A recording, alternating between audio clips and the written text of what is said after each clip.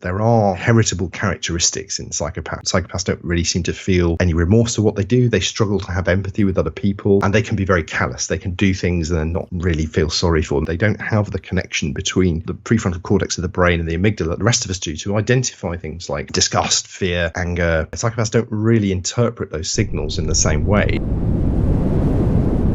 Mark Freestone, welcome to the show. Thanks, Chris. Pleasure to be here. For those people that are watching on YouTube, you may notice a slight change in my usual recording setup. I'm still here in Guatemala. It's taken a little bit longer than expected to get my visa back from the US Embassy. So this is the hotel room locale, and I've brought a coconut from downstairs at the breakfast buffet. So all is not completely terrible. But today, speaking about psychopaths, why is it that you got into working with psychopaths, Mark? I don't know what compels someone to think when they're in their youth that this is the road that they want to travel down. Well, that's a really good question, Chris. I think lots of people do want to be forensic psychologists. I think, crime scene and CSI and all that stuff has got the word forensic into people's brains as something glamorous, maybe. And there's never a sort of shortage of people with an interest in serial killers, quite a few of whom tend to be psychopaths, although by not all means all. But I kind of didn't really have any of that. I just sort of fell into it. My job was as a sociologist. I was a sociology PhD student, and the way that I practiced was using a technique called ethnography, where you basically put yourself in with a group of people doing something you think's cool and interesting. You watch them do it, you do a little bit yourself, maybe participant observation, and then you write about it.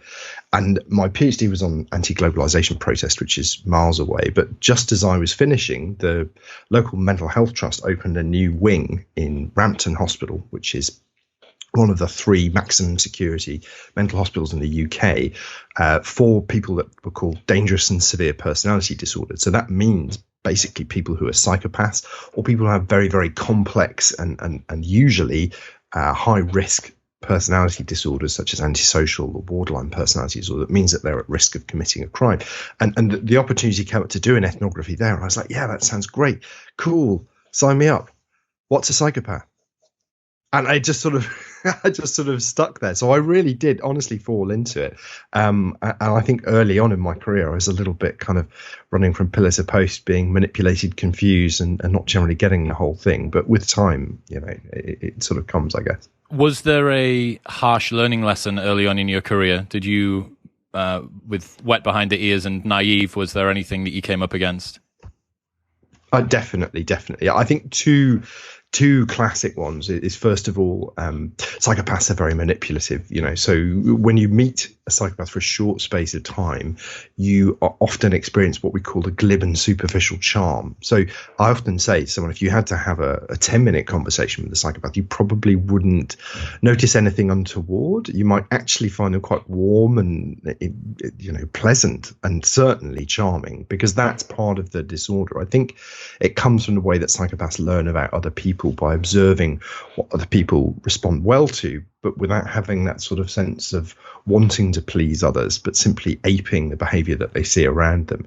So when I was working in the prison service, there was a very, very charming and very, very manipulative psychopath. And I think I wasn't the only person to be deceived by this man, but he was also playing in the guitar club where I played the bass guitar myself. So I'd come to the guitar club and provide a bit of bass backing for all the prisoners doing Leonard Cohen and White Stripes songs. And we'd meet there and we'd talk about music and things. And I was... I found this guy very intimidating. We'll call him Paul for the sake of argument. It's also his name in my book. But I found him quite intimidating at first, but over time we kind of got to know each other and we bonded a little bit over music. And he asked me sort of towards the end of my time at the prison whether I'd bring him in some sheet music on the internet. Now, you think about something like this and you're like, well, what's the harm, right? It's a few pages printed off of, guitar tablature or something. What could possibly be done with it? Give someone with it. Yeah, give someone a nasty paper cut. I mean, it's not worth the time spent in segregation for that, I don't think. So I thought, well, that's fine. Let's go ahead and do it. But of course, what manipulation like that doesn't sort of come, it doesn't start with somebody asking you to bring in, you know, 0.5 kilogram of cocaine into the prison, right?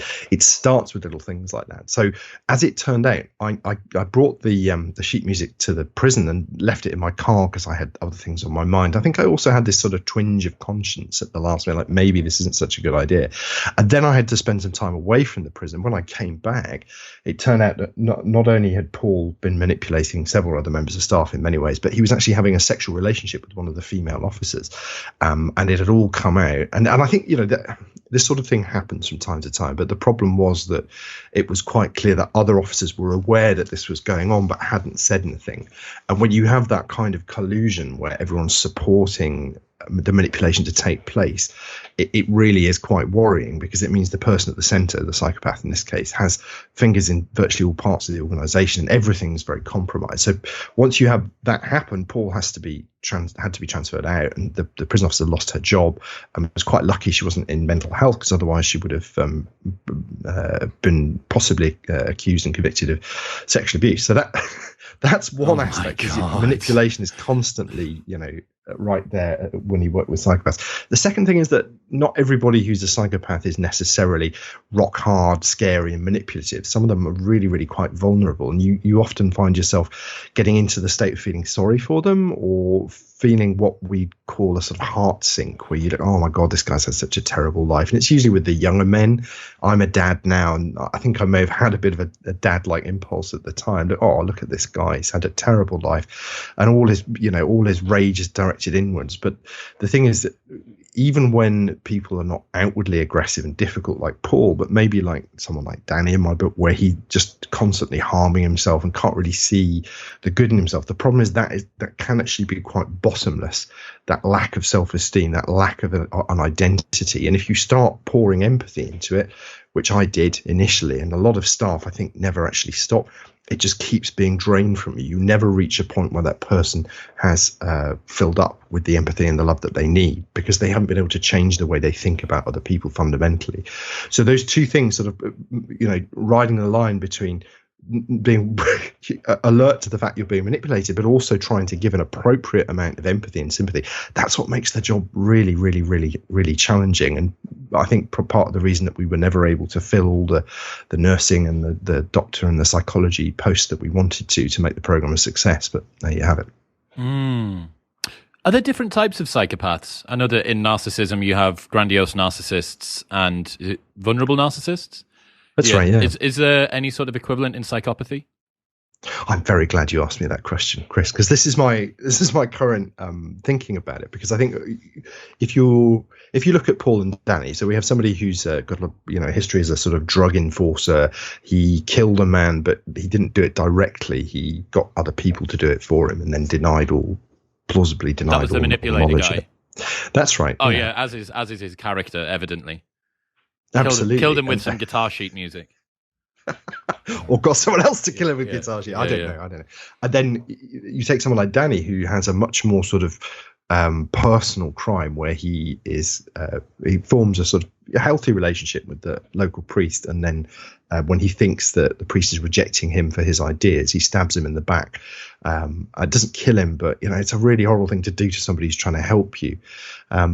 And when you think that both of those two men would have met the criteria for being a psychopath, and there's lots of argument about where the threshold is using the psychopathy checklist, which we can maybe go into later. But these guys were both way up there, like way over the American threshold of 30, which is higher than the British one.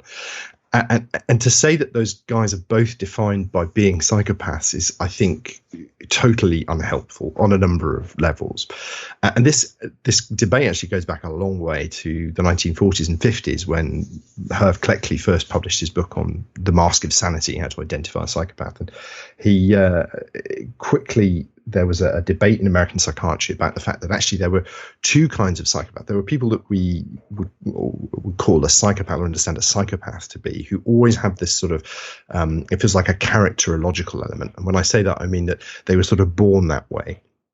And when you read books like We Need to Talk About Kevin by Lionel Shriver, or you see people who are just bad to the bone on TV like Patrick Bateman or Hannibal Lecter, those are what was traditionally thought of as being a psychopath. And there was another term, sociopath, which referred to people who presented in much the same way as a psychopath. So they had that same lack of empathy. They tended to lie, but they were a bit more violent. They were a bit more sort of uncontrolled. They were a bit more sort of impulsive. And they were termed sociopath. Now, we don't really use those words anymore, but the idea of a sort of primary psychopath and a secondary psychopath, the primary psychopath being much more narcissistic and much more sort of outward directed, and the secondary psychopath being a little bit more inward directed. And maybe being a psychopath simply for them is a way of defending against horrible emotions and feelings and guilt and shame for the things they may or may not have done as kids. So that distinction's always been there. And I think if you get really into it, you can see how some narcissistic psychopaths and primary psychopaths might be more or less charming. They might be people who are simply, very, very good to talk to and great con men, whereas others, and I think this is especially true of robbers, just tend to have this really macho image where they think they're on top of the world, and they don't need to be charming, because if people don't like them, they'll just bully them into being friends. So there are many more gradations we can start to make. Is the psychopath sociopath distinction, is that even a thing?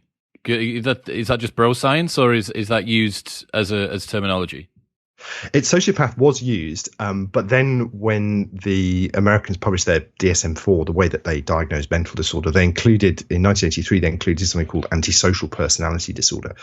And this is pretty much, it's just a term for the sort of the behavioral aspects of psychopathy. So none of the sort of conning, manipulative, charming stuff, but more the sort of antisocial lifestyle, parasitism, telling lies, lacking remorse, breaking the law, things like that. And that came to be known as sociopathy over time. And I think because of that confusion between, a proper psychopath who's probably made more by the environment than by their genes, being a sociopath, to somebody simply with antisocial personality disorder. And to get antisocial personality disorder is a much more inclusive term. I think something like 80% of people in prison in the UK and something like 70% of those in the USA will have this diagnosis, because one of the traits is breaking the law. So you break the law a lot. Check. But then you get round to this, well, why did they break the law? Because they've got antisocial personality disorder. Why have they got antisocial personality disorder? Because they broke the law. It doesn't really go anywhere. So it's not a terribly helpful diagnosis. But if you think of it as a sort of a Venn diagram, the vast majority of psychopaths will also have antisocial personality disorder. And most people who have antisocial personality disorder won't be psychopaths. And there's only that sort of interesting distinction of people with a diagnosis of psychopathy who won't have ASPD, and they're more what we like to think of as successful psychopaths, people who haven't been caught, or people who just don't break the law, but they're still psychopaths, right? How much is heritability and genetics, how much does that play a role when it comes to someone becoming a psychopath, and how much of it is the environment? So that's a tricky one, because we have pretty good evidence that there are, I suppose, heritable characteristics in psychopaths. And in particular, those are what we call the callous unemotional traits. So the fact that psychopaths don't really seem to feel any remorse for what they do, they struggle to have empathy with other people, and they can be very callous. They can do things and not really feel sorry for them. I think because, their wiring's different. They don't have the connection between the forefront of the prefrontal cortex of the brain and the amygdala that the rest of us do to identify things like, disgust, fear, anger, disappointment that we sort of live our lives by. Psychopaths don't really interpret those signals in the same way. So they don't feel shame, they don't feel guilt. And children as young as 7 or 9 years old can experience or show those traits as well.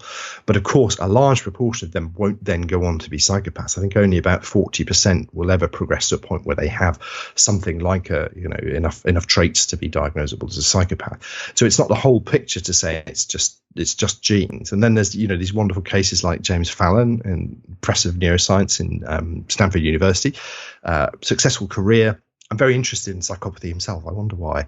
And he was doing a study where he exposes people to unpleasant stimuli, like looking at an unpleasant image of maybe wound detail, or maybe a pleasant image of a butterfly or something like that. And then he measures their brain response using I think it's contrast tomography. So you look at which areas of the brain are being activated, like a CT scan.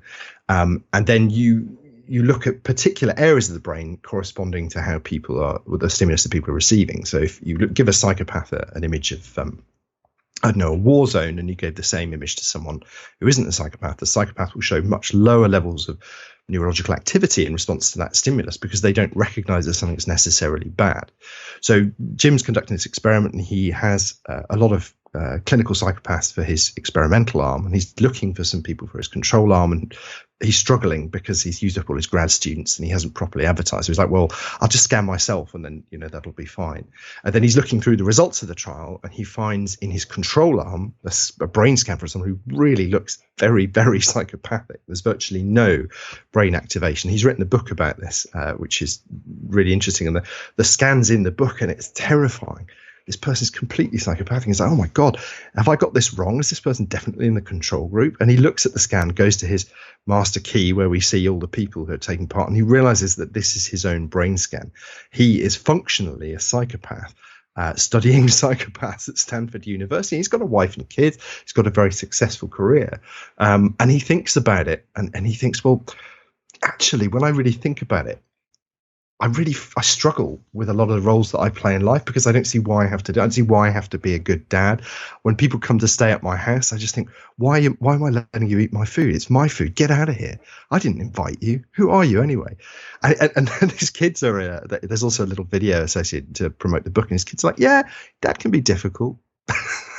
He doesn't really do emotion things, like all these little tiny clues that add up to a picture of somebody who, clearly has some sort of background, maybe, a relative or something that would have caused his psychopathy to come out, but doesn't have any of the behavioral features, good career, good family life, bit cranky at the weekends maybe, but that could describe me as well. And I'm far too neurotic to be a psychopath. Would he have met the criteria, whatever it is, 26 or above or 30 or above on the scale? Would he have met that? No, he wouldn't. He wouldn't, because I think that the psychopath test, Bob Hare's Psychopathy Checklist Revised, has pretty much I'd like to say an equal split, but actually the behavioral stuff, so breaking the law, being impulsive, being irresponsible, taking drugs, being what we call criminally versatile, so having a lot of offences from different categories, all that's in the secondary psychopathy factor 2 as we call it. And Jim Fallon had none of that, so he'd never even got halfway up the scale, which wouldn't have had been enough to diagnose him as a clinical psychopath, if you like. Well, that's interesting, because what that shows is that you can have someone who has the predisposition or perhaps the ingredients to become a psychopath, but for whichever reason they haven't behaviorally deployed that into the world in a psychopathic way. Is that the right way to look at it? Absolutely, and I think I can even support your hypothesis a bit further by saying that all of the psychopaths I've met in clinical practice have lives that are really just messed up, and I can mean a lot of different things like that. Like some of them are from the middle class, but their relationships with their parents, their mothers and fathers, are messed up in really sort of sometimes quite twisted ways. And, an example of this is something we call enmeshment, where somebody never quite breaks away from one of their parents. So typically, or let's talk about Tony, who's one of the cases in my book. He had an enmeshed relationship with his mother where he was never really able to break away from her emotionally. So even though he was in his late 40s when I was working with him and his mother would come to visit, often they would part with quite a lingering kiss on the lips. And I used to get all of these just very upset nurses who've been supervising the visit saying, oh, they did that thing again. What are we going to do? We have to address this.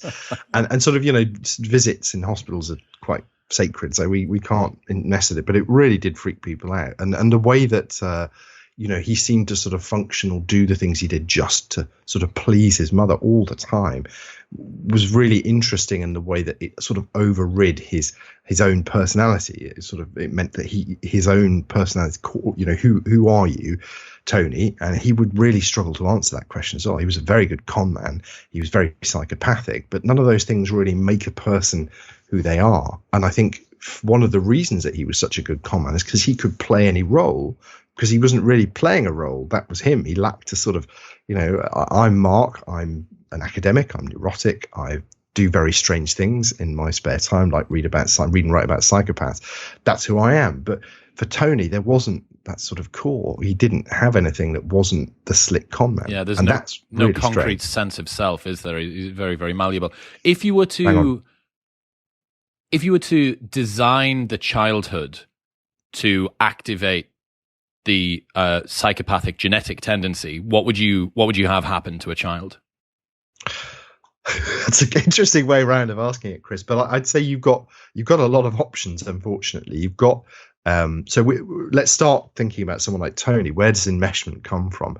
And I think enmeshment comes from, well, in Tony's case, there's two things. First of all, a father who's very sort of very potent, very present. So the father was a con man as well, a very successful one, considerably more successful than Tony, because I can't find any record of who he was or him ever being caught. But there we go. And then the father, in Tony's case, disappeared. So if a father leaves a kid, particularly in sort of the pre-teen, teen years, they can become very, very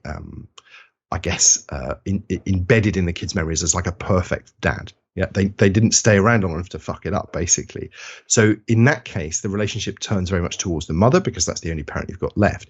And in this specific case, I think the mother also tended to be very, very overbearing. She didn't want to separate from her son. She wanted him to be around all the time. She wanted to have almost like an adult intimate relationship with them, with not necessarily sexual, but having that sort of, that same level of intimacy. Like, we cannot part, we cannot be different from each other.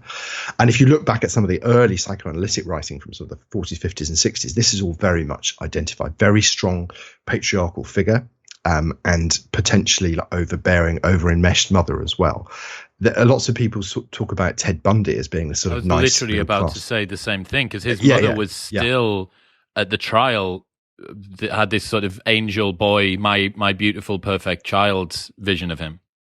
Right, so there's that, and there's also the fact that I think his father was not particularly somebody of merit, but his grandfather was a hugely sort of paternalistic, overbearing, dominating figure in his life, and there were all these sort of signs that would encourage somebody to be psychopathic. I don't know about, but this is the interesting thing: is being a psychopath doesn't necessarily make you a criminal, like Jim Fallon, right?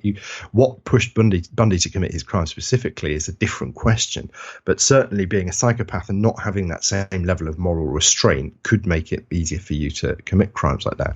The other, if we think a little bit about what we talk about sociopathy as well, and secondary psychopaths, I think they can be much more formed by an environment that's just very abusive and harsh. And I remember somebody I worked with in the UK, actually, who was very much a sociopath, a secondary psychopath. So somebody who wasn't charming, wasn't particularly cunning, wasn't very glib, but was very antisocial, very remorseless, and very callous. Did bad things to other people, didn't feel bad about it.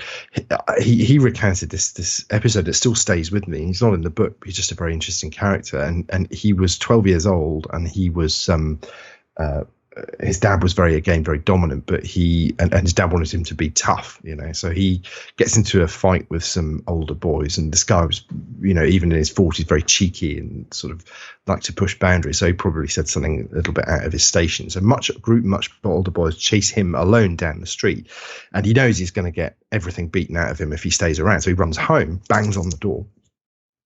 His dad opens the door and says, "What is it?" Jim, and Jim says, "Oh, these guys are chasing me. They're going to beat me up, Dad. You've got to help me." And he says, "No, sort it out yourself. It'll make you strong." And closes the door in his face. The other guys arrive, beat him up right outside his family's front door, and he never forgets that. But he doesn't remember it as I would, which is, my God, wasn't your dad an awful bastard? But rather as his dad making him tough, and this being a good thing, that his dad made him realize that at the end nobody's got your back. I was just like, that's an awful lesson to learn from that story. But nevertheless, if you are brought up like that, then you're gonna develop something like a psychopathic defense, because feeling emotion and trying to think about events like that in terms of what they mean for you as a person, it's going to be really hard. So better just not to think about them emotionally at all. Better to distance yourself and act like a psychopath. Have you got any idea why psychopathy is adaptive? Why it would have evolved at all? So we often think about this, about personality disorders of all kinds, because they're chronic, they don't go away. I think the way that we think about personality disorder in terms of antisocial, narcissistic, borderline, histrionic isn't terribly helpful, because it suggests that there's sort of a typical psychopath or a typical narcissist or a typical schizoid person. And that is very rarely the case. These people are often very, very different, but they do have these sort of core features. And I think the thinking is, if particularly you, if we think back to, let's say, Vikings, yeah, a society with very, very limited resources, it has to sort of parasitize from other societies in order to gain the resources it needs to proliferate, right? To start new colonies, to expand. So, we both lived in Newcastle for a while, and Lindisfarne, the monastery there, was very rich and very prone to raiding by Viking invaders. They got fucked Absolutely. Up. And they were sacked and they were murdered, and all their stuff was taken. They kept coming back, bless them. And I think, there's some sort of period in the 16th century where the Vikings came 4 or 5 times a year. And in order to do that, to be able to, anybody can do something terrible, but to be able to do something terrible and then do it again. And I think this is where we start to think about post-traumatic stress disorder. It's literally the case that some offenders in prison have done such terrible things that they've traumatized themselves. So when they sort of say, I don't really remember the offense, in some cases, they might be telling the truth, because they may not be actually able to access those memories. But that isn't how a psychopath works, because a psychopath won't experience that shame and trauma in response to doing bad things, because they don't see these as bad things. They see, I'm going to go and protect my family. In order to protect my family, I have to provide them with food, and I have to provide them with clothes, I have to provide them with wealth so that we can have more kids. If I have to kill some people to do that, it's not a problem, because that's what I want to do. And this is what we call instrumental reasoning. So all that the focus is on the end. Yeah, the means are totally irrelevant. Yeah, I need to get there. If people die or get messed up on the way, oh well, that's unfortunate, because you say it's unfortunate, but I don't really buy into that. So having a group of people in your society, not all of them, I should stress, but a group of people in your society who can repeatedly go out and do violent, stressful, traumatic things in service of the wider family is extremely adaptive. And you can actually think of how there are certain models like this for things like borderline personality disorder, people who lack a fixed identity, who require a level of support and steer that just isn't available in our societies anymore today. You can see how genetically that would actually be quite adaptive. But in modern societies, where you can't be a violent asshole and you can't be entirely dependent on other people for everything that you want, because it's an individualistic society, they're no longer adaptive, and they cause problems for people, and they also cause problems for the people around them as well. Dude, you blow my mind. That's so interesting.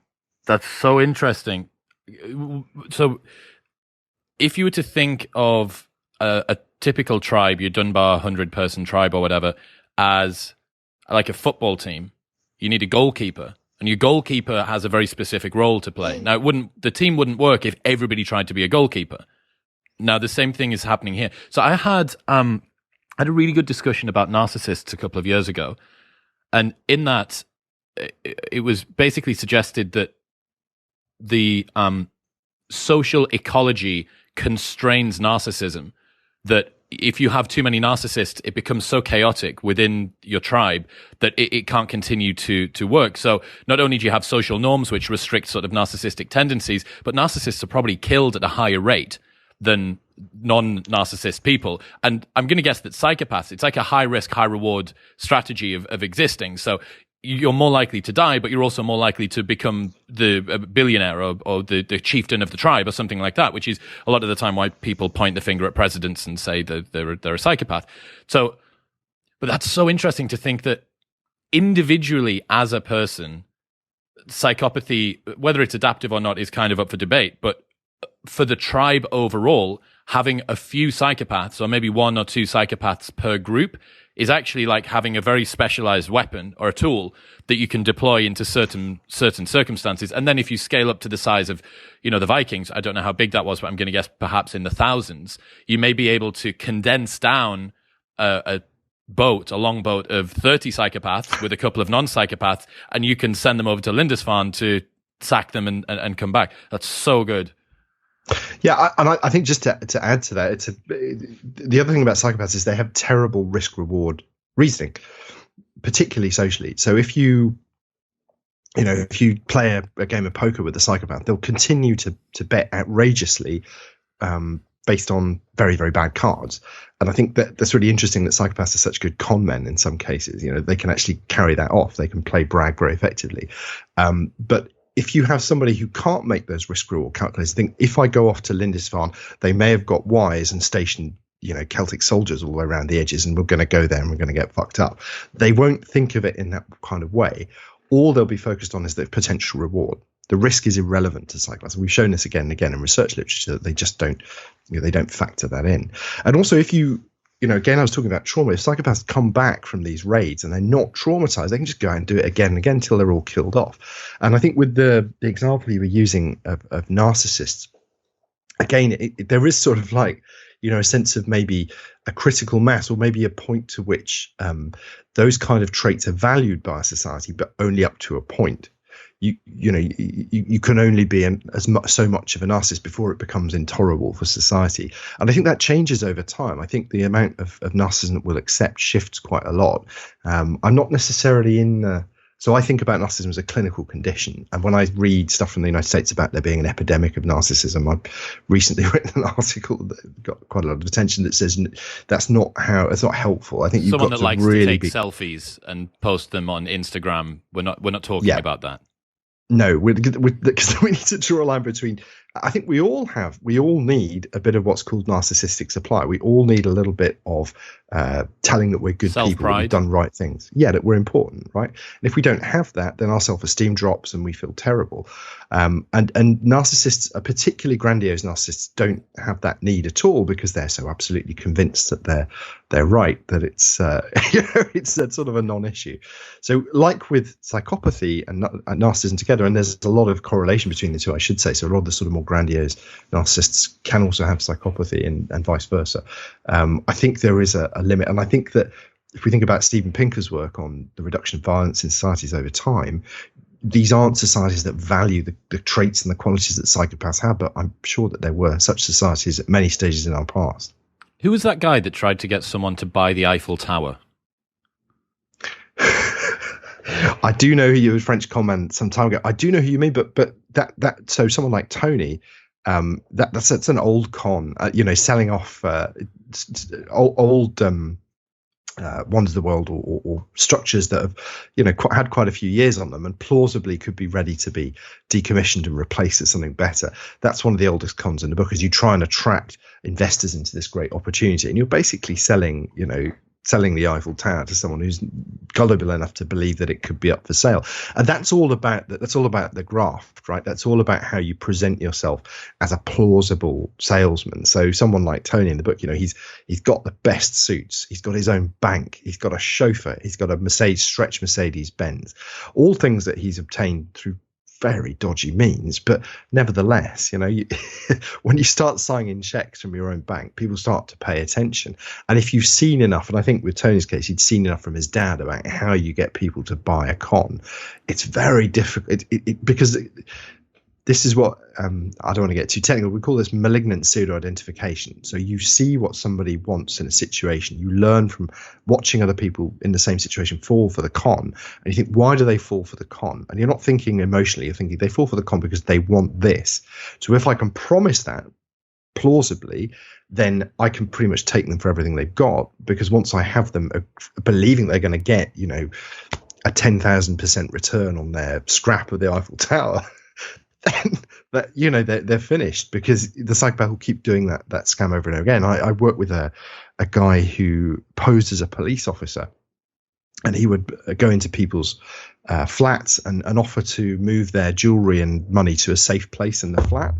I'd say it was obviously a secret police procedure, and he'd tell them where he was going to leave it.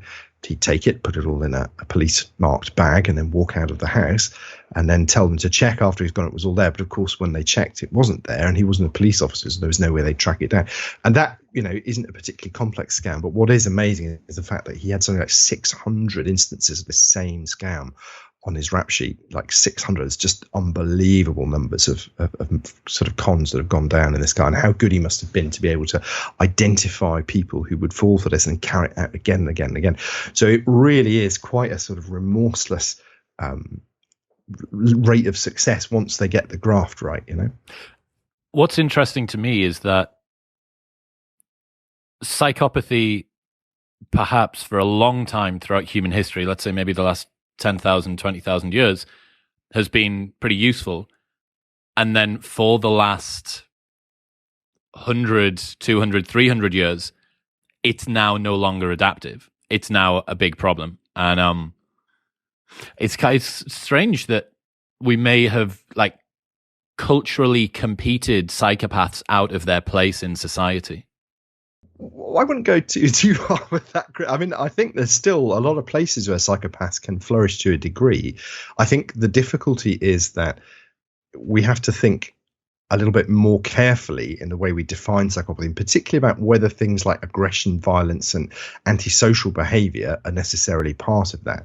And if you think about, I don't know, I'm sure we can all imagine some recent political figures who've been diagnosed as psychopaths.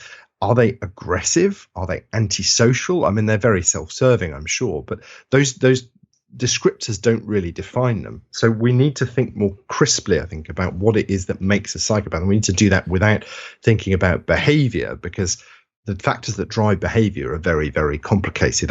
There's a colleague of mine, Kerry Danes, forensic psychologist, has also written books about her work. And she says, I know a guy who is a murderer. They've killed, I think, about 15 people in their lifetime. They've killed women and children included in that total, but they've never been to prison, and they're not a psychopath. And this person is, of course, an SAS commander, special forces commander, who does this as part of their job. Now, that behavior, it's possible this person is a psychopath, sure. But, you know, my colleague didn't think so, and she's quite experienced. So it's possible this person is a psychopath. But that's sort of irrelevant here, because the reason that they're doing these things is not because they are instrumentally driven. It's because that's their job and it's their function in life to do that. So we can't really infer psychopathy from behavior, and we need to start moving away from that way of defining psychopathy and think much more in terms of the sort of psychological, emotional traits that people have. And if we were able to do that, well, I guess the corollary is that we have identify a lot more psychopaths in probably politics, used car sales, possibly chief executives, is it true? Stock traders. But does that that sort of folklore thing about 1% of the population are psychopaths? Is that true? Is there any legs to that? Yeah, it's less than that. But we did in the 2000 Adult Psychiatric Morbidity Survey, which is a representative survey of people in the UK, which there isn't currently an equivalent of in the USA, but there are some other surveys you can use to estimate it. We actually included the PTLSV, the screening version of the psychopathy checklist, which you don't need to do a long interview for. And we looked at the proportion of people who were diagnosable psychopaths in the UK household population. It's about 1 or 0.4 to 0.6%. So about 1 in 170, 200 people would have been diagnosable as a psychopath. Which is still actually quite a higher lot. than I would have That's thought. still quite a lot. Yeah. And if you think, you know, they tend to get banged up with quite a high propensity. And that we did also find that the group of successful psychopaths who didn't have long criminal careers. But what was interesting about them was that they did use a lot of designer drugs. They tended to have quite high risk, high reward jobs. They also had declared bankruptcy a lot more often.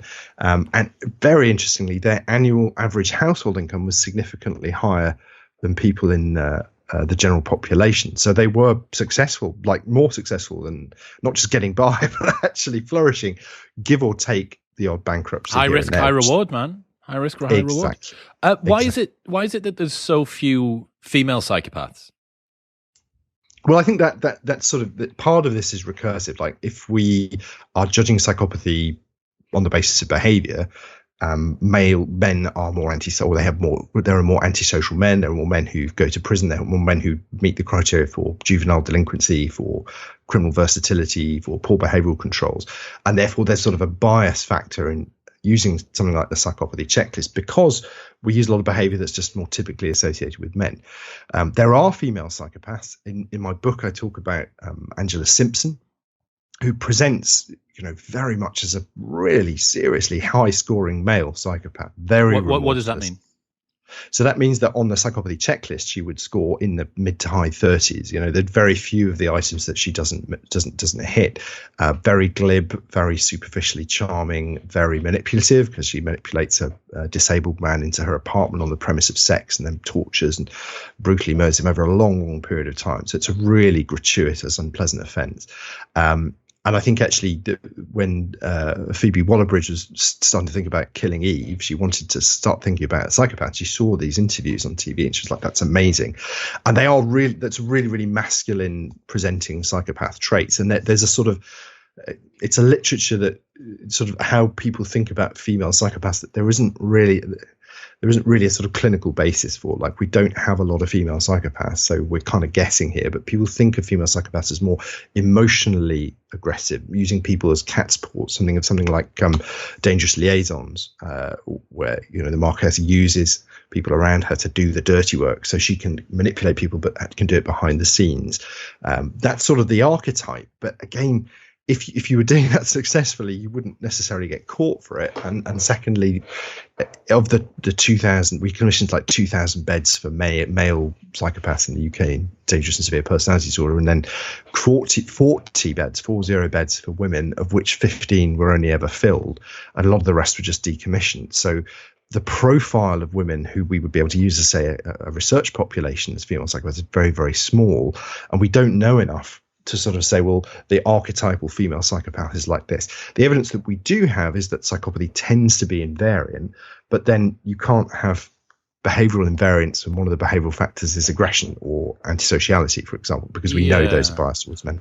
I suppose as well that if you have aggression and beating someone up or killing somebody is such a obvious red flag for you to identify a psychopath, whereas it must be easier to get away with manipulating people, doing the cat's paw type thing, the femme fatale type, but without perhaps the physical aggression, because fewer people are going to report the fact that they were conned by a woman and blah, blah, blah, blah, blah.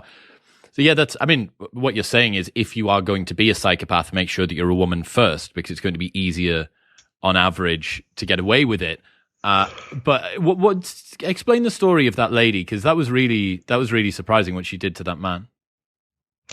Well, this is again a very psychopathic trait of a sort of grandiosity. So believing that you are the center of the world, and your decisions are the right ones to always make. And she worked as a sex worker and a waitress, and she knew a guy in the community around her who'd been to prison for a while, and they had a sort of on-off relationship thing, and he was, he probably destroyed his body with drugs and alcohol and other things, and he was sometimes used a wheelchair to get around. And then one day it turned out she heard, I think, from a third party that this guy had said that he'd informed on one of his colleagues for criminal behavior to the police. And she sort of, from this, idle conversation, forms an idea that she's going to kill him. So she persuades him to come and meet her. And then she's sort of, quite tantalizing and sort of sexually provocative, and gets him to come back to her flat and leaves his wheelchair at quite some distance in the stairway. So it doesn't look like, away from the stairway, so it doesn't look like he's come in there. And then, brings him into the living room, sits him down in front of the TV, then ties him up while he's not got his wheelchair, can't really get away, starts torturing him, driving nails into his skull. And he lives for about sort of 7 or 8 hours through this, and only dies in the early morning after really the end of the ordeal. And then she gets her current partner to help her take the body downstairs, dismember it, burn it, and get rid of the evidence. All because she says she doesn't like snitches. And there's a lot of YouTube videos available of her being interviewed by some of the American TV channels, and it's quite chilling the way that she presents this. Somebody says, "Would you do it again?" Hell yeah, without a second's hesitation. Really, actually, just aggressive. It's just aggressive the way that she presents, and very, very remorseless, callous. Just pretty typical male psychopathy, and that's quite rare in a female presenting with psychopathy. But there are elements to it that fit with the stereotypes. Like she doesn't just dispose of the body on her own. She gets her boyfriend to do it, and then gets him to keep stum with some sort of promise. There's the sort of sense of, she's using sexuality to bring somebody up to be murdered. Maybe I can't think of any of the male psychopaths I've worked with as doing that. Although some of them would attack sex workers. So it's not. Who was that one in America? Was it the Night Stalker? Was he the one that was going around killing the endless numbers of? Oh no, there was the Yorkshire Ripper in the UK. Was someone that was almost exclusively working on sex workers, right? Yes. That's right. And there was I worked with I think he would qualify as a serial killer. I think he had 2-3 offences. So would target men in toilets, cottaging locations in London, and bring them back put them in a cubicle with the premise of sexual contact and then strangle them from behind. And again, very, very, very psychopathic, because you've got to have that charm to get people to do what you want to do. And some of the other, some of the robbers I work with, like I said, they don't have the graft that you wouldn't trust this man as far as you could throw them, right? So you'd never be able to sort of trust them in a situation where you are vulnerable. There has to be a sort of something disarming or seductive about it. So they need the charm to offset the ick factor that people feel when they're around them. How often does sex come into this? I was watching, who was the dude that dressed up as the clown in America? That clown killer. You know the one I mean. Come on, people are screaming it into their. So I'm terrible. People terrible are screaming it killers. into their airport. I'm gonna Google it. There was this guy who was regularly killing people. He's one of the most famous serial killers. Clown serial killer. John Wayne Gacy. Right, yes, yeah. Right. Like I said, I'm terrible with serial killers.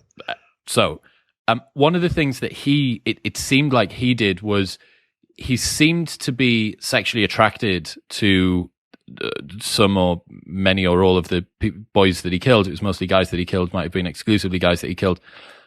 But it seemed like he had a self-hatred of his own sexuality. It seemed like his shame was one of the compulsions that caused him to do that. I'm just interested by how much, we've talked about some of these killers going after sex workers. John Wayne Gacy here almost killing in response perhaps to his own sense of guilt or shame around his sexuality. How often does sex seem to come into it?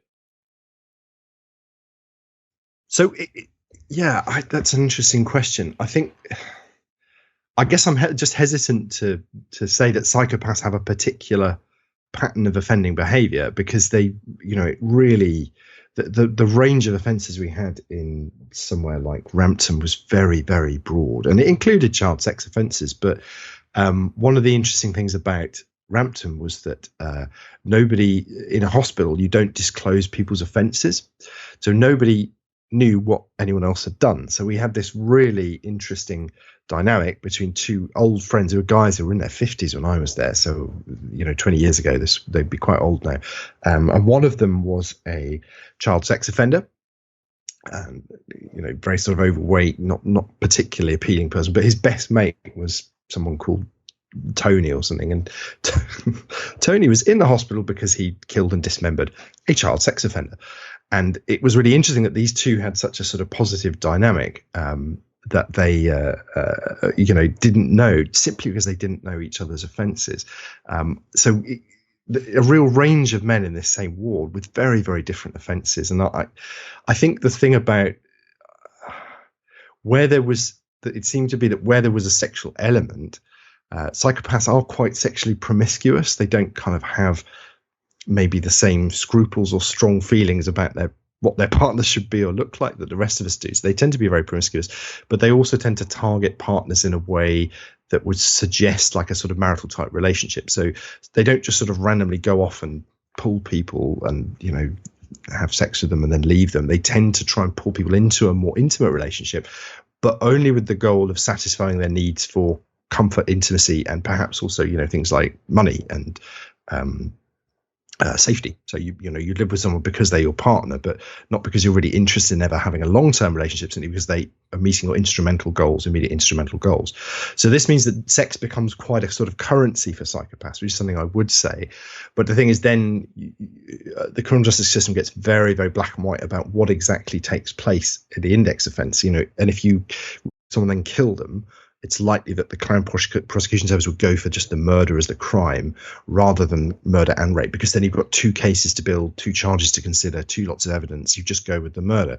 So some of the crimes that people or that I would have understood and as being murder might well have had sexual elements that were not necessarily present in maybe the description of the offence, and it could be kept secret because they were never charged and convicted of, a sexually intended murder. An example was a man I worked with in special hospitals who murdered a woman by inserting a sharpened a broom into her vagina, and it's just a horrible way to go. And he was convicted of murder, which meant that he had protection from all of being perceived as being perceived as a sex offender or a nonce or anything like that. And he was also quite grandiose and quite manipulative, and he used his status as a violent criminal, a murderer, to avoid being targeted as a sex offender. And this is all about, I guess, sort of the hierarchy of offences in prisons and why people present themselves in the way that they do. But it was a little bit chilling that, this was clearly a sexual offence, but he got away without being judged in that way because it'd been classified as a violent one by a sort of slightly arbitrary system. That's so interesting, the fact that because what the criminal justice system is actually looking for is a conviction. And if you've got a conviction of murder, presumably that you're going to be in there for so long that adding rape on top of that is kind of pointless. Kind of doesn't really make any sense. So, yeah, it's also every time that I speak to somebody that works in prisons or with criminals and stuff like that, this hierarchy of offense always seems to come up. And I suppose that beyond, like, your net worth in the prison has a little bit of a bearing on you, but not tons, because you don't have your money with you. Your possessions or your house or the clothes that you wear or the watch that you have, all of that stuff's been stripped away from you. Your job title, your qualifications, your education, your family, all of this stuff really doesn't really matter. So one of the few things you have that can quickly identify where you sit in there is what's on the rap sheet.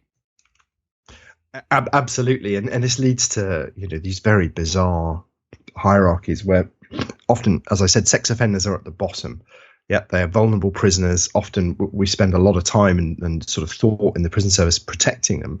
And at the top is, the violent criminals, say murderers or people who've committed attempted murder, which can be very misleading. And at the very top of that are the robbers, because the thing about robbing someone is this pretty definitely, indisputably a violent offence. And maybe you did or didn't kill someone. I loved that in Prison Break, the guy gets himself into the prison by being a robber, because all you have to do to rob someone is threaten them with a weapon, right? Plausibly.